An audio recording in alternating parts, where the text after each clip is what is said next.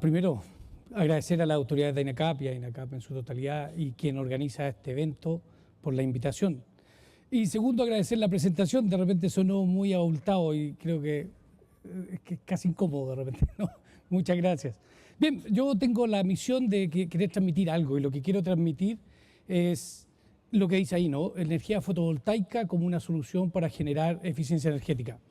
Para plantearme el tema, pensé, bueno, ¿qué hago? Que sea ni siquiera novedoso, sino que sea interesante y no volver a hablar de qué es el sistema fotovoltaico, cómo está compuesto, todo lo demás. Entonces, hablé con mis amigos del fútbol y les dije, bueno, este título, ¿qué les dice? Y ellos me orientaron un poco. Entonces, cómo dividí esta presentación fue en estas 5 partes según lo que conversé con mis amigos. A ver si mis amigos tienen alguna representatividad. Ellos son de diferentes profesiones. Y la idea era hablar un poquito qué son los elementos básicos de una instalación fotovoltaica de una forma muy rápida. Ustedes, muchos deben conocerlo, los estudiantes sobre todo. Hablar sobre el net metering o la ley, la 20.751, que es la ley de net metering que tenemos en nuestro país. Preguntarnos un poco cuánto y cuándo produzco la energía fotovoltaica y qué relación tiene esto con nosotros a partir de cuánto consumimos de energía y finalmente qué podemos hacer con esto. Bajo esta perspectiva, la idea de los sistemas fotovoltaicos, ¿cierto?, es convertir la energía solar, la radiación solar, en energía eléctrica. Esto es una idea que ya viene hace muchísimo tiempo. En 1886 aproximadamente, Charles Frisch descubre por casualidad un fenómeno fotoeléctrico y hace una celda fotoeléctrica en donde vio que la luz solar afectaba y producía una diferencia potencial. En 1886, de ahí un montón de científicos, Maxwell, Planck, etcétera, y otros, empezaron a trabajar sobre esta celda, a ver el fenómeno. Y hubo por ahí un científico que empezó a discretizar el fenómeno fotoeléctrico y discretizar las partículas de luz, un poco para que nos entendamos. Trató de descubrir la probabilidad que tenía un fotoeléctrico de ser desplazado por la luz. Un poco así. Este científico se ganó el Premio Nobel de Física en 1921 y es Albert Einstein, ¿no? Por esta determinación fotoeléctrica. Por lo tanto, ya viene con una historia bastante grande el fenómeno fotoeléctrico. Y hasta 1954, cuando los laboratorios Bell estaban trabajando con el transistor, se hizo la primera celda fotovoltaica comercial. Y a partir de aquí, nosotros nos hemos visto involucrados en el proceso fotovoltaico. Y ahí me estoy apurando. Y el proceso fotovoltaico y los elementos de un sistema fotovoltaico son sencillos y parten principalmente por el módulo fotovoltaico. El módulo fotovoltaico es la estrella de nuestras instalaciones y este módulo puede tener diferentes tipos de configuraciones y materiales de construcción. Podemos ver en la tabla abajo, podemos ver que puede ser de silicio monocristalino, que actualmente se vende hasta un 20%, 18%, un poquito más allá, casi el 20% de eficiencia, y el laboratorio, aquí dice un poco de 24%, el laboratorio mucho más avanzado se ha llegado al 30% y al 40%, pero están todavía en un proceso muy lento, monocristalino. Está también el policristalino, que es el más habitual. El silicio policristalino es aquel que es un poquito más claro, que ustedes ven en las celdas fotovoltaicas, y tiene una menor eficiencia, es más fácil de construir, pero tiene una bastante buena relación entre la irradiación solar y la potencia. Y después está el silicio amorfo, que este tipo de silicio es el más fácil de crear, sin embargo su rendimiento es el más bajo. En el silicio amorfo está la capa fina, ¿cierto? Como capa fina son los paneles más negros que ustedes ven, son paneles fotovoltaicos que son muy, muy, muy negros y que parecen que fuese una sola partícula, como pintura. Y este tipo de panel solar tiene una muy buena eficiencia en sectores donde hay muy poca radiación, porque mantiene un voltaje y la corriente se va a desplazar ciertamente con menor eficiencia quizás, pero el voltaje lo va a mantener. Y eso me permite extraer una potencia muy interesante, especialmente en los lugares en donde existe muy poca luz, especialmente muy al sur de este país. Otro elemento muy importante dentro de esta configuración que ahí estamos viendo es el regulador de carga. Y el regulador de carga obviamente sirve, como su nombre lo dice, para regular en parte la tensión que se le está inyectando a las baterías. Y la batería es un elemento almacenador de energía, como ya lo conocemos. Ahora, ¿qué nos permite el regulador además de inyectar la energía a la batería? Nos permite, ¿cierto?, alimentar carga en corriente continua. Por otra parte, a partir de esta alimentación de carga en corriente continua, nosotros también podemos alimentar carga en corriente alterna, así como nuestro televisor, el PlayStation que me gusta tanto jugar, y eso lo hacemos a través de un inversor. El inversor va a transformar la corriente continua en corriente alterna, los 220 volts efectivos que todos conocemos, los enchufes de nuestras casas. Con estos elementos constituimos básicamente lo que puede tener un sistema fotovoltaico. Sin embargo, hay elementos que encarecen nuestro sistema, la batería. La batería, que aún sigue siendo las grandes baterías que utilizamos, plomo ácido. La batería encarece nuestro sistema y de esa forma, cuando aprovechamos los sistemas con batería, en sistemas aislados. Y de esto se ha hablado muchísimo, de sistemas aislados, donde están conectadas, ¿cierto? La batería se conecta, vamos a ver si tengo mal pulso hoy, no hice lo que tenía que hacer del traguillo aquel para manejar los nervios, ¿no?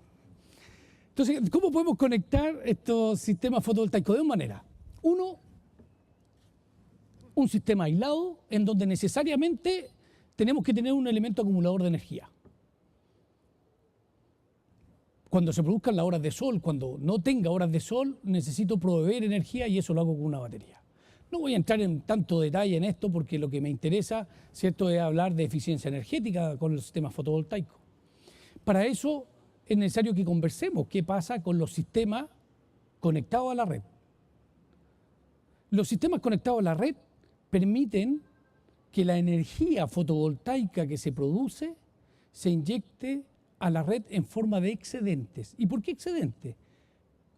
Porque si las cargas que yo tengo conectadas en mi sistema consumen menos de la corriente que genero, todo lo que no consuma se puede ir a la red eléctrica. Es relativamente fácil la ecuación y ahí tenemos solamente dos elementos. Los paneles fotovoltaicos, que no pueden faltar porque son la estrella del programa, y el inversor. Y el inversor se tiene que encargar de dos cosas fundamentales. Primero, encontrar el punto de máxima potencia de los paneles fotovoltaicos. Porque los paneles fotovoltaicos son una planta de energía que nosotros tenemos que cosechar. Y la única manera que tenemos de cosechar esta energía es extraer lo que más podemos de ella. Si nosotros no tenemos un sistema con un buscador del punto máxima potencia, estamos renunciando básicamente a extraer la máxima potencia. Es por ello que un inversor tiene que tener un sistema que se llama MPPT, Maximum Power Point Tracking, buscador del punto máxima potencia. Requisito del inversor. Segundo requisito de nuestro inversor, tiene que sincronizarse con la red eléctrica.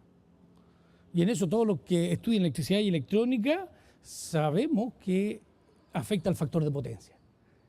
Para que el factor de potencia sea unitario, nosotros tenemos que entrar en fase con la red eléctrica. Y para eso, ¿el inversor qué hace? Toma una muestra de la red eléctrica y en función de esta muestra que toma la red eléctrica, empieza a generar una onda senoide que está sincronizada con ella. Y entrega una corriente que es proporcional a la potencia del panel fotovoltaico. Y de esa manera entrega toda la energía suficiente a la red eléctrica o a las cargas que quiera satisfacer. Como además, ¿cierto?, está en fase con la red, y eso es muy bueno. Después del inversor, ¿cierto? Tenemos que preguntarnos bien, con toda esta historia a la red y no a la red, cómo legalmente podemos conectarnos, cómo las compañías nos permiten conectarnos a la red eléctrica. Hasta aquí ya sonamos bastante interesantes y bastante técnicos.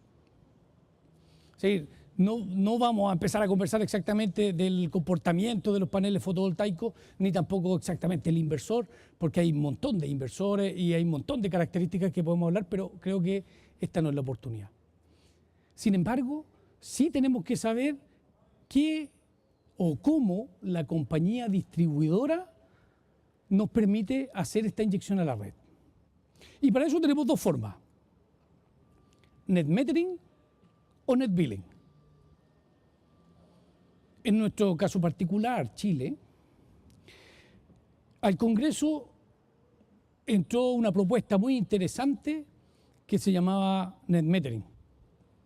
Entró a la maquinaria del Congreso y salió net billing.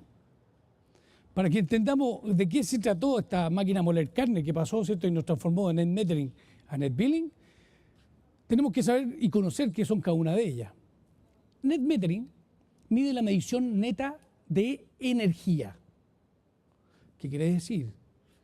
Significa que si yo consumo 1 o 2 kilowatts de energía, supongamos 2 kilowatts de energía, las voy a consumir a cualquier hora, cuando quieran.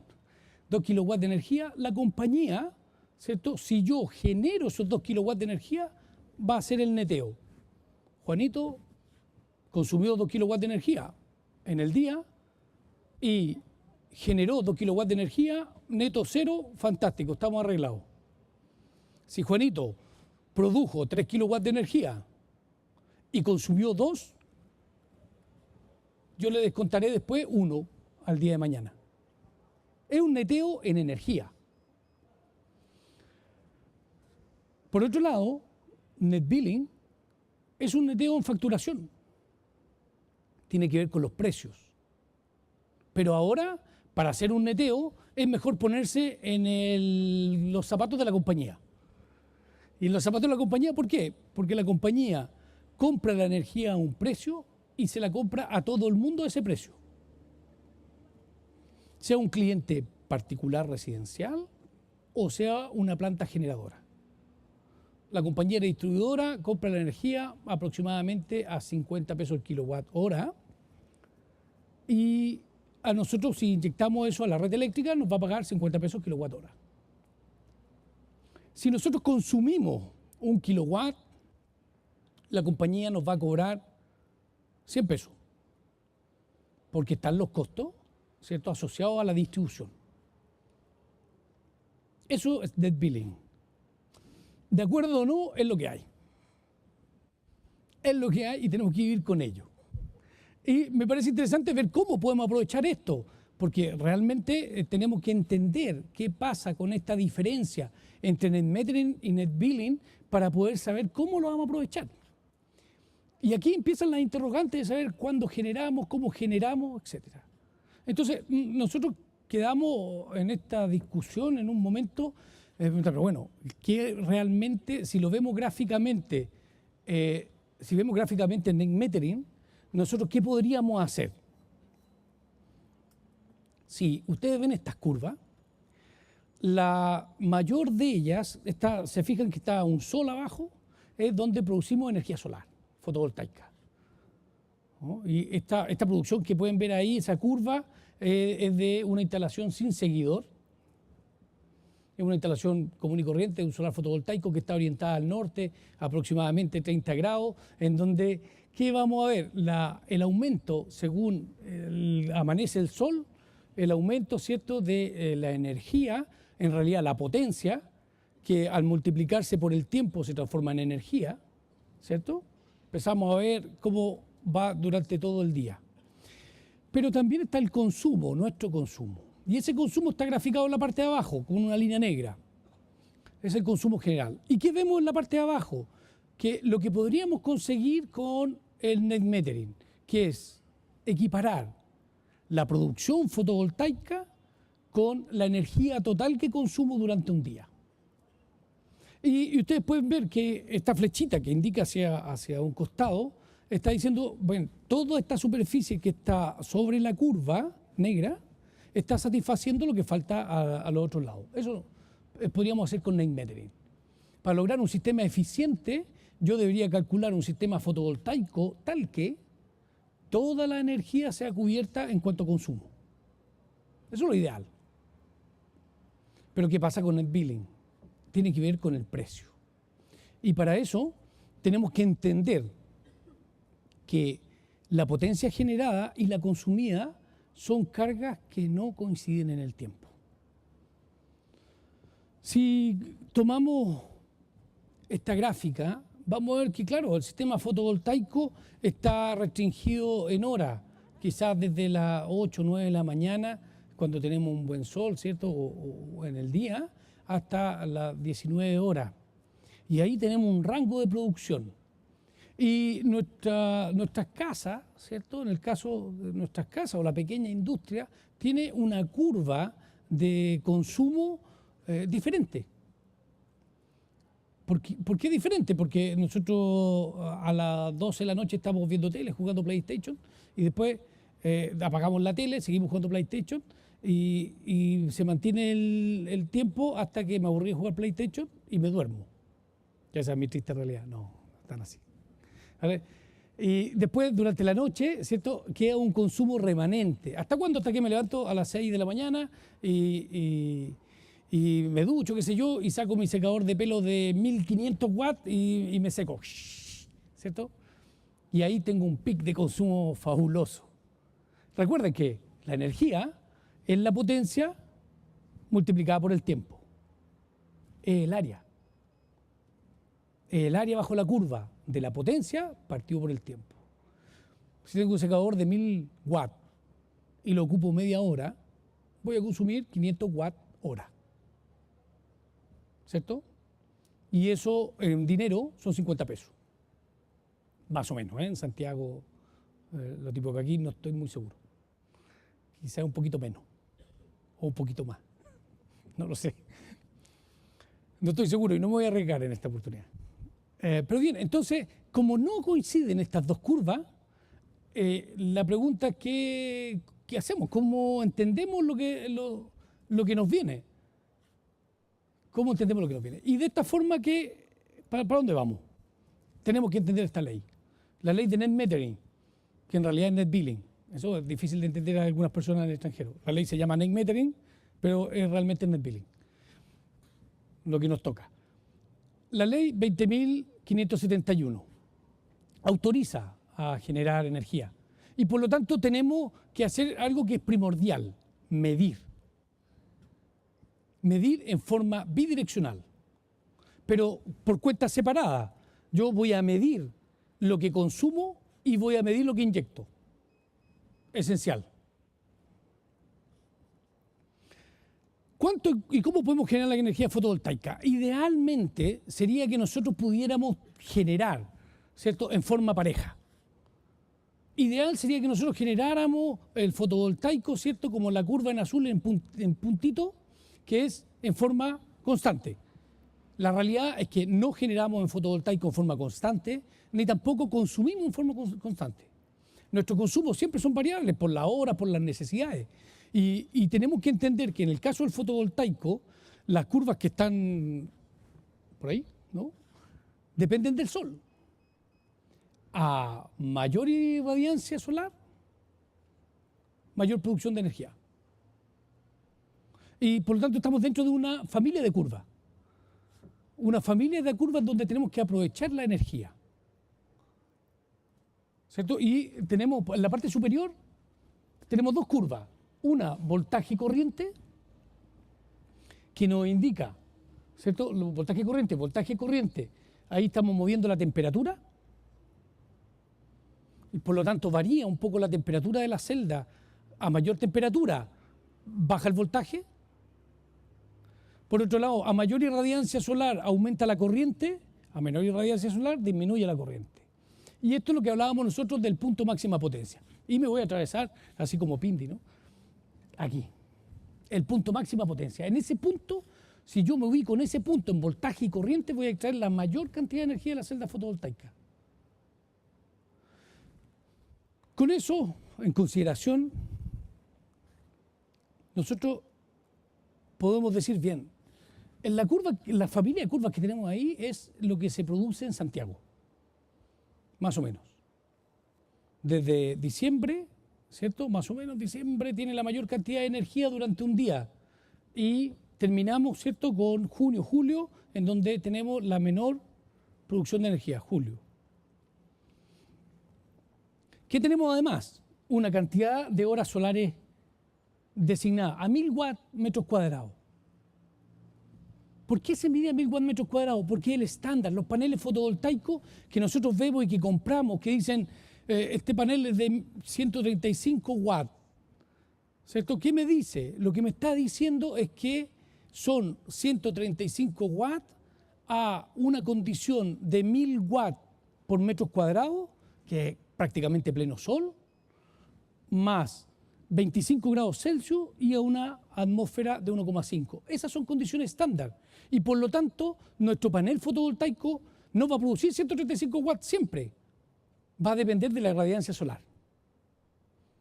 Como máximo podría llegar a los 135 watts si tenemos una radiancia de 1000 watts metros cuadrados.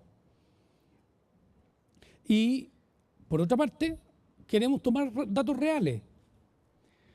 Nosotros en Santiago hicimos una experiencia, la primera experiencia en Latinoamérica conectada a la red. Hicimos una instalación fotovoltaica chiquitita de 4 kilowatts, hoy tenemos millones, ¿no? Montones de instalaciones. Esta instalación fue muy pequeñita, pero nos sirvió para entender algunas cosas que no entendíamos. Una es dónde y cómo se iba a inyectar la energía fotovoltaica a la red eléctrica. ¿En qué condiciones? En Chile. Ustedes dirán, ¿por qué Chile es tan especial? Sí, es especial porque hemos crecido en forma totalmente desplanificada. Por ahí hay un transformador en la empresa distribuidora que está alimentando a 50 casas cada fase. Y un transformador de las mismas dimensiones en otro barrio está alimentando a 5. Y alguna fase con 5, otra fase con 15, otra fase con 20. Y eso hace que tengamos que saber cómo es la mejor forma de conectarse. Las curvas que tenemos son las curvas de verano, ustedes ya la conocen, una curva fantástica.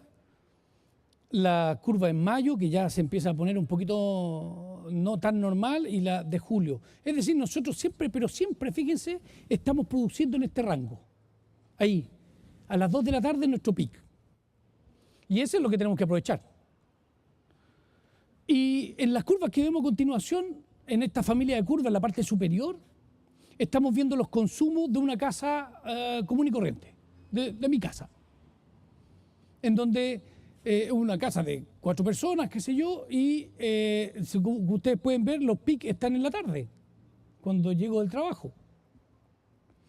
Entonces, ¿dónde tengo que apuntar para lograr eficiencia energética? Con paneles fotovoltaicos, sin batería, etcétera, y que me salgan a costo y que lo pueda amortizar prontamente. Tengo que apuntar a satisfacer las horas en donde el consumo se produce en conjunto con la generación fotovoltaica. Inyectar lo menos posible, porque a mí me interesa que me cobren lo menos posible. En vez de cobrarme 100 pesos por kilowatt hora, prefiero que no me los cobren y producirlo yo. Y en este rango horario, desde las 6 de la mañana hasta las 19 horas, podría yo aportar a mi consumo. Entonces ya no necesito una gran fuente de generación, necesito poco. Pero ¿qué tengo que hacer para llegar a esto? Primero que todo, medir cuánto consumo. Lo que no se mide no existe. Y lo que no existe no se puede mejorar. No es mi frase, ¿eh? Ya me gustaría que fuera mía. Pero sí encuentro que es certera. Tenemos que saber cuánto consumimos. Y si nosotros sabemos cuánto consumimos, miren, fíjense que esta tabla la saqué de la página de Chilectra. Y en esta página de Chilectra uno puede hacer una caracterización bajo ciertas normas y parámetros, ¿cierto?, de lo que se consume. Y podríamos tener una idea de cuánto consumimos, cuánto consume nuestro aparato. También es necesario que sepamos aproximadamente los consumos que tiene nuestro hogar o cómo están divididos. Un tanto por ciento en iluminación, otro tanto el refrigerador, otro tanto calefacción, etcétera, el microondas. Todo tiene relación al tiempo, cuánto yo lo uso. Si nosotros somos capaces de caracterizar esta ventana temporal, podemos calcular un sistema en donde podamos satisfacer la mayor cantidad de energía o ocupar energía solar para ello. Algo que me parece muy interesante demostrar y digno es en el uso de la energía solar, el secador de pelo. Eso me encanta.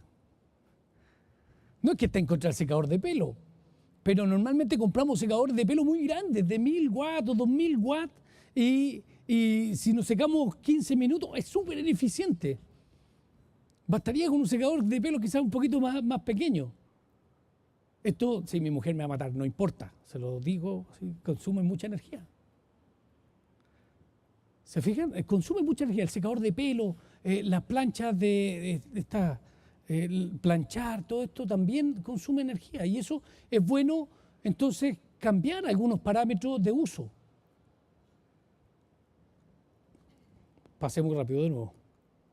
Bien, y estos parámetros de uso, entonces, ¿qué quiero hacer con mi curva? Lo ideal es llegar a poder tener cubierto la media de mi consumo. Si yo puedo cubrir la media de mi consumo, es muy interesante. Podría bajar el 30% de mi cuenta de energía. Y esto me permitiría amortizar mi sistema en 7 años, 5 años, dependiendo el valor. Que es mucho, mucho menos que 15 años como se calcula normalmente. En un sistema de net metering, de net billing.